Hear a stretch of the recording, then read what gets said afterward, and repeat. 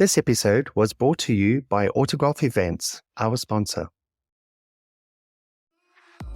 Come take my hand, I will walk with you. I won't let go till you say so. There isn't anything I wouldn't do. Wanna make sure that you understand. Thank you for joining the Crody Files. I'm Craig Bryson. And I'm Jodie Mears. And together, we're the Crody Files. Episode 1. What do assistants do? Listen till the end to hear us chat and connect the dots and discuss the commonalities we share to answer that burning question. What do administrative assistants do? Plus, an exclusive from a virtual assistant and a quick intro to the Global Skills Matrix. Without you, there is no tomorrow. Without you, there is no tomorrow. What do administrative assistants do, Craig? Well, there are a lot of different aspects and how people fall into this position. I wanted to be an actor, but unfortunately, you have to go for auditions and it's difficult to get a career that you want. So I started temping at one of these big companies or a temping agency. And from there, I started using my skills from other areas, like when I was bartending. So when I was waitering at a table, it's focusing on the clients, making sure all the food's coming off, all the food's going on. So that helped me to start doing the temping job. So by using my part-time jobs in bars, restaurants, it was easier for me to work in a temp job at a corporate company by using my sort of personal skills to be able to do diaries, check emails, answer telephones. And I started getting into the hang of it. So everything that you use and do in everyday life, I was able to focus and then concentrate on what the client wanted you to do. And that's how I really enjoyed the community that we were with. I mean, there's a huge span of stuff that an EA does. There's a lot of time management and sort of answering telephones. So would you say customer service experience in those early days of your career or even your general work experience is really a good catalyst to have that high-level support, customer service, even retail experience? Yeah, totally. Don't you think it's a great springboard into becoming an administrative assistant by having that fundamental customer support mindset? I totally agree. I think anything that you learn from everyday life, if you focus on it and enhance it in your EA position, it's easier. How did you get into the EA position? Oh my goodness. Well, straight out of school, let's start briefly from high school, a very long time ago. So I was one of those kids who was good at pretty much everything, which was a bit of a burden actually because I couldn't focus on one thing. Yeah. So I was really good at school sports, representing the school in all of like the sporting activities. Yeah. Wasn't too bad academically, could have been better. But when we had those careers advisors come in and say, what do you want to be? You know, we can then guide you to a college course. I really didn't know. So back then, when you didn't know what you wanted to do, the careers advisor would always pretty much certainly say, oh, how about a hair and beauty course? But my mother and my grandmother were hairdressers. And I thought, oh, maybe it's in the DNA. Maybe I should be a hairdresser. So I went to college for 3 years, full-time. Oh, wow. Full-time. I studied hair and beauty therapy at a level 3 and also studied anatomy and physiology as part of that course. I was probably more interested in that, actually. Very interesting. But I went on to be a beauty therapist for a few years, got very good at that, really loved the client interaction. Yeah, I like that. Customer service, you just mentioned that. Yeah, I love that. Really high-level customer service. What are you here for? How are you? How can I make your day better? Those fundamental skills, now I look back at it, are what helped me along my career journey. Totally agree. So how did I get into administrative assistant? I didn't even know I was in it, to be honest. Back then, I didn't know it was a thing. It was literally, if I'm really honest with you, it was, I need a job. And like you, I moved area. I moved from London to outside of London. There wasn't much going. So I temped for a recruitment agency. And the easiest work to get at that time was data input, administrative assistants, receptionists. So I got work so easily. I did all kinds of jobs from reception to stuffing envelopes for a mail shop when we had I did that mail. before, yeah. I had stuffed 5,000 envelopes in one day.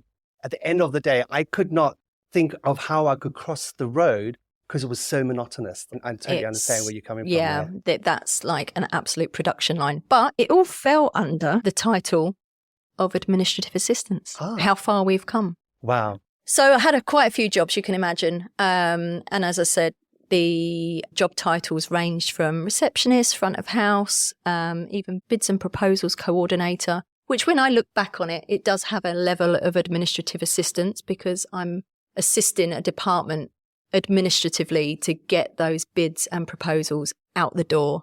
And then senior administrative assistant, executive assistant, and I'm currently working as an EA to a CFO, COO, and managing director of EMEA. What is EA for those listeners who don't know what EA is? Yeah, this is a good one. Executive assistant. So there's so many job titles for what we do. I think globally now you can pretty much find us as a community under administrative professional, but we have high level PA, personal assistant, EA, executive assistant, VA, virtual assistant, and then so many more other job titles that try and describe administrative assistants. There are actually 160 different job titles that have different meanings dependent on the employer, sector, or where an administrator is based geographically. This means that there's a lack of clarity when it comes to performance management of administrative professionals. Yeah, so we will discuss further on all those different job titles later in the episodes. So I put a question out there to LinkedIn, to my lovely LinkedIn followers, that I used to get asked all the time. I'm sure you've been asked many times in the office, like passing in the corridor. What exactly do you do around here? What do you do? No, but really, Jodie, what do you do? I totally agree. Do you always get asked? I always get asked and because that. the answer's just going to take forever. So I don't know how you used to sort of humorously condense what we do, but I put a question out there to the administrative assistants on LinkedIn. What do administrative assistants do when you get asked? There's so many answers. I've had so many great responses. I'm going to read a couple out. Okay. Chaos master. We do everything, literally. I agree with that one. I'd say I do what needs to be done, plus that which you don't realise needs to be done. We give support, guidance to our exec to help them achieve their goals and business goals. Yeah, I like that one too. Yeah, I like this one. Turning ideas into reality by understanding the end goal and working out the steps required to get there. Oh, that's good way of saying. That's like a 2 minutes elevator pitch. It is. It doesn't quite roll off the tongue for me. No. I would probably want to encapsulate it to one word. What would you do? Well, this is the thing. When I try and think of one word, I can't think of it other than, everything. How about this one? Herding cats. That's true. Chief problem solvers, especially great at anticipating problems and dealing with them before they even get noticed. And that's where your execs always say, work your magic. Yeah. Because they don't know what's happening in the background because it all just happens naturally. It and does. It's just like, how did it get there? How did I cop? It's just brilliant how they think it's all magic. Calendar gymnast. Love that one. I've got some colleagues that don't know how diary management is one of their pet hates. But it's a skill. You need to sort of understand what you need to do, break it down, don't you? You need to break down what I need to do and how to achieve it. I've also said in reply to, what is it that you actually do, Jodie? Everything that you don't want to do, everything that you don't want to do that's not in your job description, I take care of. That's correct. To enable you to do the job you've been hired to do. That's correct. I make everything work in the background. Sometimes smoothly, sometimes not so smoothly. Like a secret ninja. Secret ninja. Love that. Okay, Craig. So at this point, I'd love to share a poem that was obtained by a VA, Amy Lester. She was very proactive, absolute stroke of genius, I think. She asked ChatGPT for a poem about what administrative assistants do. Here's Amy. Hey there, my name is Amy Lester. I am a virtual executive assistant and VA startup mentor. I shared a post quite recently on my LinkedIn that I wanted to share with you all. So I asked ChatGPT to create me a poem about being an executive assistant, and I hope you enjoy it. I'm an executive assistant, don't you know? The superhero of the office, ready to go. From scheduling meetings to managing files, I'll handle it all with style and smiles. I'm like a ninja, silent and quick, ready to handle any task, no matter the pick. From booking flights to ordering lunch, I'll make sure you're never in a crunch. I'm the keeper of secrets, the master of plans, the one who makes sure everything stands. From the mundane to the absurd, I'll make sure your life is never blurred. So rely on me, your executive assistant. Together we'll conquer with no resistance. And in the end, we'll both be glad, with me as your assistant and you as my boss. So rad. Love That's that. Brilliant. Thank you, ChatGPT. Thank you. Finally, it's Thank you, working with Amy. us. Thank you, Amy. I love that. Well, someone's got to feed this ChatGPT and AI some information first. So if you think about it, we're at the forefront of this AI revolution by helping it exist.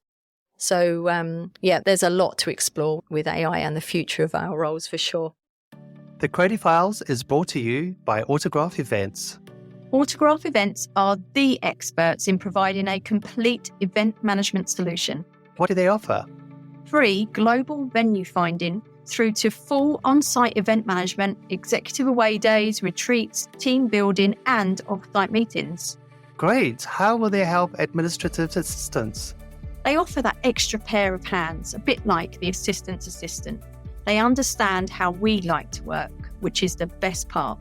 So next time you have any event to arrange, big or small, email events@autograph-events.co.uk, quoting Crody Files 2023 for a brochure and to find out how they can help you.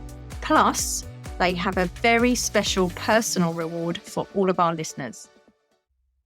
So going back to administrative assistants and what do we do? So we read out some really good supportive comments on LinkedIn that we received, adding their take and their spin on trying to give just a really short answer of what we do. Of course, job descriptions these days are just dependent on the sector. I agree, yeah. Dependent on the individual, dependent on what the executive or the business needs. It's really versatile. It's one of the only professions I know that is so bespoke, whereas other professions, you know, if you're an architect, you know what you got to do. Yeah. And you can just transfer that skill And from also, it company to varies by company. different country as well. Countries also have different ideas of how we work. It does. And that actually prompts me to think about a very important piece of work that the Global Skills Matrix have been doing.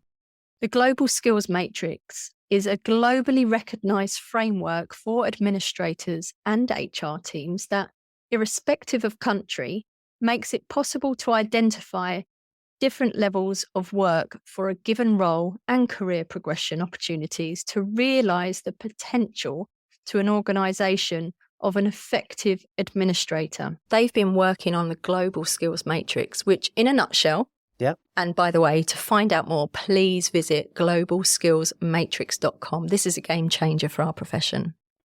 They have been working on structuring administrative professionals' roles and responsibilities. So if you were going to relocate and, you know, you want to find a job in New York or Sydney, Australia, they're hoping that the Global Skills Matrix will be adopted by organisations, even recruitment companies, I'm hoping, that you could quickly explain, because I think it's evident it's hard to explain what we do. Definitely is. And encapsulate where you are in your career as an EA.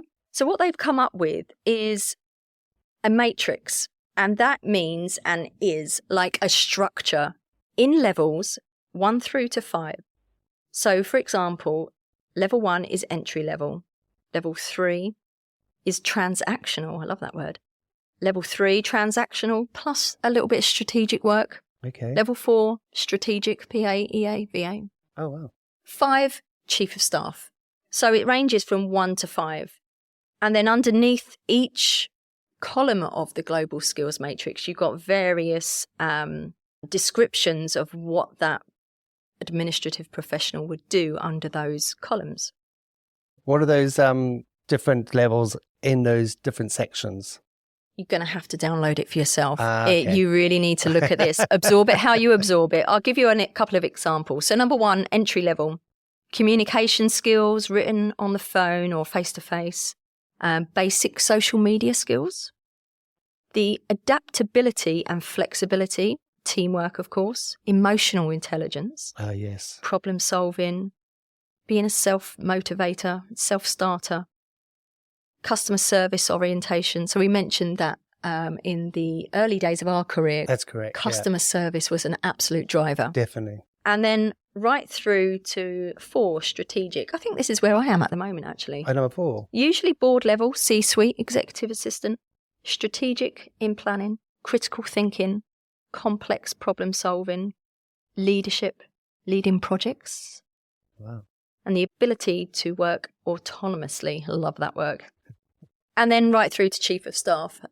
Chief of staff can mean so many different things depending on the organisation you work for. I have seen the evolution of the chief of staff role in recent years, actually. It really has become a job title and a role that is quite suitable for the attributes of an executive assistant. But in other organisation, it means a whole different thing. You know, some chief of staff are doing things that executive assistants just wouldn't do or touch or get involved with. Doesn't mean to say we can't learn. No, of course not. But it is different from organisation to organisation. They also have a tasks matrix, 1 through to 5. Again, entry level through to chief of staff, just to help, I guess, build those job descriptions out there that are being written by HR, maybe by recruiters who might not actually understand what we do. Sometimes they're very vague. They you know, are. when you have your job description, it's like, It's this very is what you elusive. do, but it's not actually what you do. 'Cause No. you do more in depth. If you had to list all the things that you do in the office, it's more than that you're actually being asked to do. Right. It really is hard to find those words. I agree. But again, you've got the entry level through to chief of staff. The tasks that a chief of staff would do compared to entry level is, you know, obviously huge. But again, entry level, booking meeting rooms, managing small events, filing, data entry, producing text documents and covering reception. Yeah. You know, we've all been there, done that. This is not on the global skills matrix, but this is more input we've had from our listeners already. So thank you. Preparing and distributing correspondence like board papers and keeping meeting notes. Scheduling meetings. Oh my gosh. Juggling time zones. Team reviews.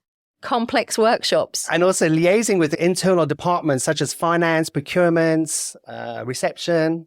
Oh my gosh, yeah, going in between all of the departments in your business is something you need to get used to for sure. And building those relationships in the office so people know who you are. And also getting to know IT, because if you have an issue, IT I mean, is you just always my know that friend. person to go to. Absolutely. Yeah. IT, you really need to be friendly with. IT is always my friend. For my problems and my executive problems, I want to be able to translate my executive problems with IT. Yeah. So that then I can go to IT and say, look, my exec's got an issue. How do we fix it? How do we fix it? Let me know what I can relay back to him because he's really busy right now. Same with receptionists, because sometimes you have receptionists all organizing meeting rooms and client meeting rooms, and your last minute boss wants the clients to come to the office and there's no meeting rooms. And I always look after the receptionist, you know, on a Friday, give me a box of chocolates just to keep them sweet. that's It helps. nice. It helps them, but also it's like, can you help me get a meeting room? Why wasn't I on reception when you were giving receptionist chocolates? How about this one?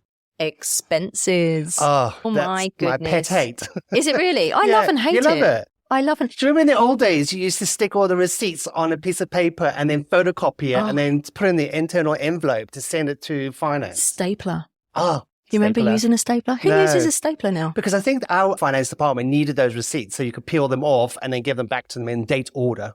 Absolutely. Processing expenses and keeping them all within team policy or company policy. This is a really important thing for anyone of any level to be reminded of and to know. Get to know your company's policies and procedures inside out. I agree.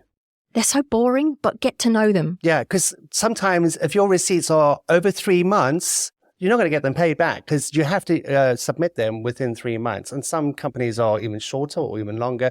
But you get receipts from like 2021 and it's like, oh, can we claim this back? And you can't. Absolutely. It's really important to be the eyes of the executive who are signing these expenses off as well. And it's okay. I always think you can approach any issue within the office well if you just structure your questions correctly. Don't go full steam ahead saying, I really don't think you should be claiming, $15.99 for an espresso, whatever the policy is. Stick to it. I think there's ways we can enhance our understanding of policies and procedure, whatever works for you in your learning style. For me, I'll go through the policy and highlight key words to remind me what can and can't be claimed for, and just double check with the individual as well. Expenses is a whole thing. Oh, definitely. We should do an episode on We that. should absolutely expenses episode, but it's again subjective, different for every company, but I'm sure we've all got our stories. I'd love to hear your expenses dilemmas stories come through on that one. Handling special projects on behalf of their executive or team, actually, is another thing we do. And what about this one? Assisting HR in onboarding. Yes. Yeah, that is great. Because I think EAs need to get involved with that because they're going to be working with that person to understand that person. Because sometimes companies, the EA position is really fast paced. And if you're not at that level yet of, quick learning, and because you have to hit the ground running as soon as you start, all the processes, I think you need to have a little bit of experience behind you, but not always, depending on how quick you learn. And that analogy or statement of hit the ground running, it's becoming, that's really an anxious time for a new, recently onboarded administrative professional to have that expectation of come in and hit the ground running. I really don't think you can. No, you can't. You have to learn all the processes first. I mean, it takes 3 months to learn a process. It takes 6 months to become a guru of those processes. Absolutely. And even for myself, in my own experience, coming from one sector and going into another sector, being hired for my skills, knowledge and attributes from one sector, it can feel like you're starting again from zero. It's climatizing, isn't it? It really is. You really need to allow yourself that time and push back and say, do you know what? Currently I'm onboarding. I just really need to get your head around everything. the laptop. That's true. What's my password? But I really want to hit the ground running. Where's the bathroom in the kitchen? Yeah. When does the fire alarm go off? Yeah. Is it still Monday at 10 o'clock? Yeah. No, it's different here.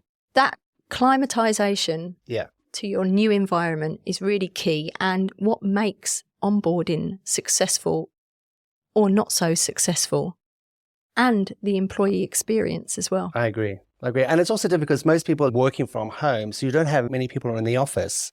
So how do you introduce to new EAs? How do you show them around when sometimes your office is a bit empty? And it's like, well, there's not many people here for me to introduce you. Another thing we do, without even realizing it, is assist in audits. So it's really good to get to know your internal auditor, or if you can, your external auditor. Or if not, get to know them personally. Ask someone else, when an audit happens, what do you usually get asked to produce? Be prepared. Yeah.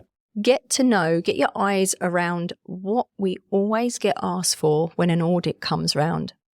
And it might be, you know, a particular way to file and display and store the expenses, for example. It could be something completely different. Ask those questions in the early days. What happens with an audit? Am I expected to get involved? Is there anything I need to be thinking about now to prepare for those audits? Try and eliminate the element of surprise. Because you can sort of, if you know your audit's going to be at the end of the year, you know that you can have a folder, have everything in place, all the I's dotted and the T's crossed. So when it does come, it's like, yeah, everything is here, everything's in place. And I think that's also a quick and easier way to help the audit. It's definitely one of those skills, isn't it? Yeah. That's required by us. And I think all of us have that natural ability to stay one step ahead and have the skill of anticipation. Especially if you know your partner very well. You know, oh, they're going to ask us for this. It's like done. So, Right. all preempting. It does help being slightly anxious in a professional way. And positive. Not, personally anxious to the point of it's making you unwell, but being anxious with your questions in terms of, okay, so this is happening then. I'm already thinking of a issue that may arise. What's our plan B? They're correct. Yeah. There's so many skills that wrap the job description and tasks that are on those job descriptions. So when reading a job description, I would say try and read in between the lines. Yeah. Rather than getting too bogged down with how it sounds. I agree. What is it that they're actually asking me to do within this job description? And I've just read so many job descriptions. Some of them are very samey. Some of them are a bit cryptic. Yeah. But generally, we're looking out for a natural skill of being a people person, having that customer service base mindset, getting the job done mindset, having those technical attributes mindset, the willingness to learn new things, staying one step ahead. Yep. But we're going to discuss that in other episodes. Oh, yes, we will. There's so much to talk about. So let's save it for that. The world is changing and technology is writing our future. Without us, there is no tomorrow. We need to change with the times. Helping, guiding and teaching each other is the only way we will get through this together as a team. Thank you for listening. In our next episode, we shall discuss how do you become an executive assistant. We would love to hear from you. Please like and subscribe so you won't miss an episode. And why not share your thoughts with us on our LinkedIn page, The Crody Files, or visit craigandjodie.com. I'm Craig Bryson. And I'm Jodie Mears. And together, we are The Crody Files. This episode was brought to you by Autograph Events, our sponsor.